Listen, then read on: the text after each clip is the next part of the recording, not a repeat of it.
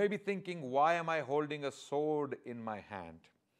This is a real sword in my hand. It is an antique sword. And you may be thinking, what is Adnan Rashid doing holding a sword in his hand in a video? The reason why I'm holding this sword in my hand is the topic of the day. The topic of the day is, was Islam spread by the sword?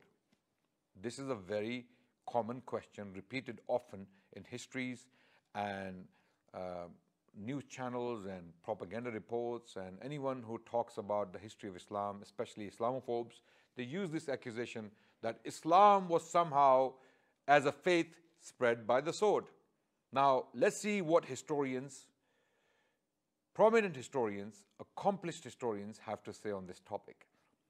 One of them is Professor Thomas Arnold, who authored a book called Preaching of Islam.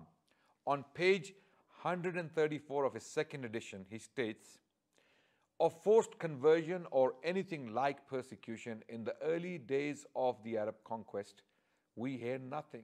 Indeed, it was probably in a great measure their tolerant attitude towards the Christian religion that facilitated their rapid accusation of the country. So Professor Thomas Arnold is saying that we do not see anything about forced conversion or the use of the sword in the early days of Islam when Muslims are conquering lands. Also, we have some other testimonies from other historians who say similar things. For example, Denis OLeary, in his book Islam at the Crossroads, published in London, 1923, page 8, he states, history makes it clear that the legend of fanatical Muslims sweeping through the world and forcing Islam at the point of the sword upon conquered races is one of the most fantastically absurd myths that historians have ever repeated. Okay. Then we have A.S. Triton. In his book Islam, published in London, 1951, page 21, he states, the picture of the Muslim soldiers advancing with the sword in one hand and the Quran in another is quite false. Okay, let's move on to Lawrence E. Brown. In his book, The Prospects of Islam, published in London, 1944, page 14, he states, incidentally, these well-established facts dispose of the idea so widely fostered in Christian writings that the Muslims, wherever they went, forced people to accept Islam at the point of the sword again. So, sword wasn't used to convert people to Islam, according to Lawrence E. Brown. Then we move forward to Hugh Kennedy.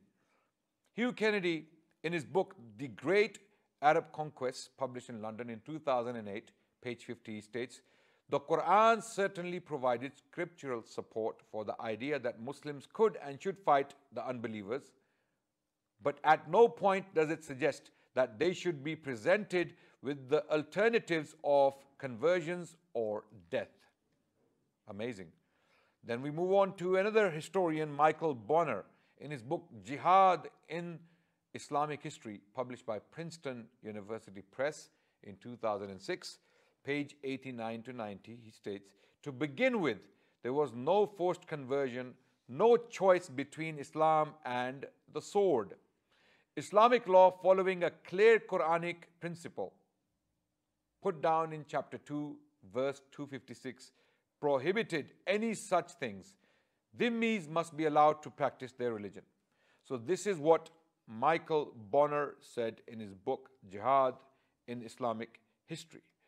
So if we move on, if we move forward, what is the Quran telling us on this? The Quran in chapter 2, verse 256, a verse referred to by Michael Bonner, states, there is no compulsion in religion.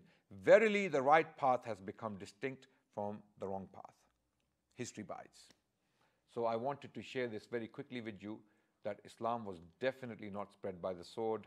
This propaganda needs to be put to rest. Historians have said it. And the reason why I presented Western historians to you today is so that you can realize that this is a lie, this is a false claim which has been peddled for centuries against Islam and Muslims. It needs to be put to rest. Thank you so much for listening. Subscribe to the channel. Wassalamu alaikum wa rahmatullahi wa barakatuh.